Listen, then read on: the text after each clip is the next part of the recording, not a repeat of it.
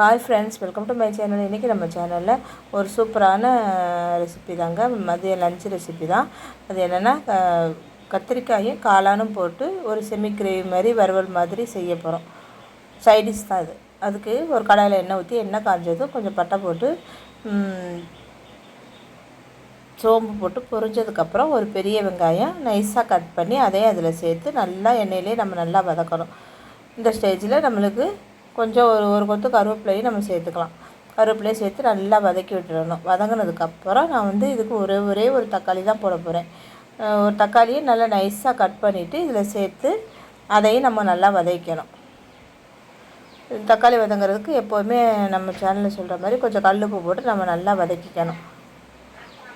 கல்லுப்பு போட்டு நல்லா வதங்கினதுக்கப்புறம் தக்காளி வெங்காயம் நல்லா வதங்கி வந்ததுக்கப்புறம் நம்ம இதில் கத்திரிக்காயை சேர்த்துக்க போகிறோம். கத்திரிக்காயை எந்த சைஸில் வேணாலும் நம்ம கட் பண்ணிக்கலாம். நான் இன்றைக்கி நீல சைஸில் தான் கட் பண்ணியிருக்கேன்.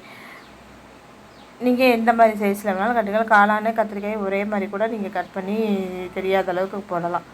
நான் காளானை நாலாக சின்னமாக இருந்ததை ரெண்டாவும் பெருசாக அவ்வளோதான் நாலாவும் கட் பண்ணி எடுத்து வச்சுருக்கேன்.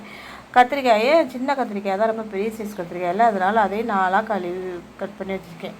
எப்போவுமே நான் காளான் வாங்கினா அந்த மஞ்சள் போட்டு கல்லுப்பு போட்டு நல்லா கழுவிட்டு தான் நான் போடுறது.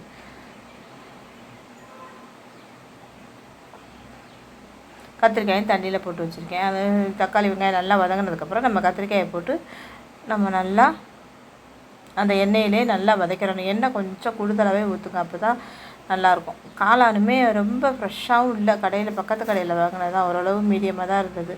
அந்த காளானே நம்ம இதில் கட் பண்ணி இந்த வெங்காயம் கத்திரிக்காய் நல்லா வதங்கினதுக்கப்புறம் நம்ம காளானையே நம்ம அதில் சேர்த்துக்குவோம். சேர்த்து அதையும் நல்லா வதக்கிட்டு அதுக்கப்புறம் தான் நம்ம மசாலா ஐட்டம்ஸ் ஒன் பை ஒன்னாக சேர்க்கணும். இந்த காளானே இப்போ சேர்த்துட்டேன்.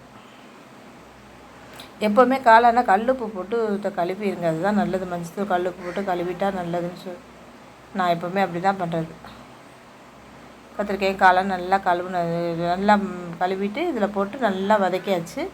இப்போ கொஞ்சம் ஒரு நிமிஷம் வதங்கினதுக்கப்புறம் நம்ம மசாலா ஐட்டம்ஸில் அதில் சேர்த்துக்கலாம். நம்மளுக்கு எண்ணெயிலே வதங்கி வரும்போதே அது நல்லா வந்துடும், வெந்து வந்துடும். ஆனால் காளான்லாம் ரொம்ப நேரம் வேகாது, அதுமாதிரி கத்திரிக்காயை ரொம்ப நேரம் வேக வேண்டியதில்லை. கொஞ்சம் மஞ்சத்தூள் போட்டுட்டு ஒரு ஸ்பூன் அளவுக்கு மிளகாத்தூள், கொஞ்சம் கரம் மசாலா தூள், அரை ஸ்பூன் இஞ்சி பூண்டு பேஸ்ட்டு, கொஞ்சமாக மல்லித்தூள் ஒரு ஸ்பூன், சின்ன ஸ்பூனில் ஒரு ஸ்பூன் எல்லாமே போட்டு உப்பு முதலே போட்டுட்டோம்ல, கரம் மசாலா எல்லாமே போட்டுட்டு நல்லா மிக்ஸ் பண்ணி விட்டுறணும்.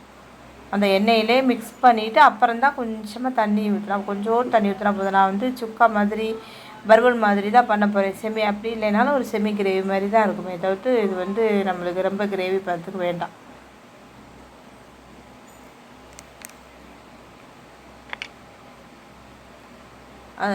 அதனால் இந்த மாதிரி நம்ம நல்லா வதங்கினதுக்கப்புறம் நம்ம கொஞ்சமாக தண்ணி ஊற்றி நம்ம மூடி வேக வச்சுக்க எடுத்துக்க வேண்டியதுதான். ஒரு 5 நிமிஷம் வெந்தாலே போதும். காளான் வேகிறதுக்கு 10 நிமிஷம் தான். காளான் கத்திரிக்காய் ரெண்டுமே வேகிறதுக்கு 10 நிமிஷம் இருந்தாலே நம்மளுக்கு போதும். அதனால் நம்ம ஒரு மூடியை போட்டு கொஞ்சம் கொஞ்சமாக தண்ணி தெளித்து நான் ரொம்ப கிரேவியாக வைக்கலை. மூடி போட்டு வெந்ததுக்கப்புறம் நம்ம கடைசியில் மல்லித்தலை இருந்தால் மல்லித்தலை தூவி இறக்கிக்கலாம். அவ்வளோதாங்க. கடைசியில் பெப்பர் தூள் மறக்காமல் கொஞ்சம் போட்டுருவோம். ஒரு அரை ஸ்பூன் அளவு பெப்பர் தூள் போட்டோம்னா இன்னும் டேஸ்ட்டு சூப்பராக இருக்கும்.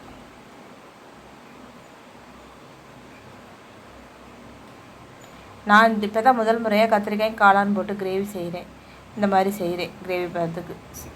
நீங்களும் ஒரு முறை செஞ்சு பாருங்கள். இது சாம்பார் சாதம், தயிர் சாதம், ரசம் சாதம் எல்லாத்துக்குமே நல்லாயிருக்கும்.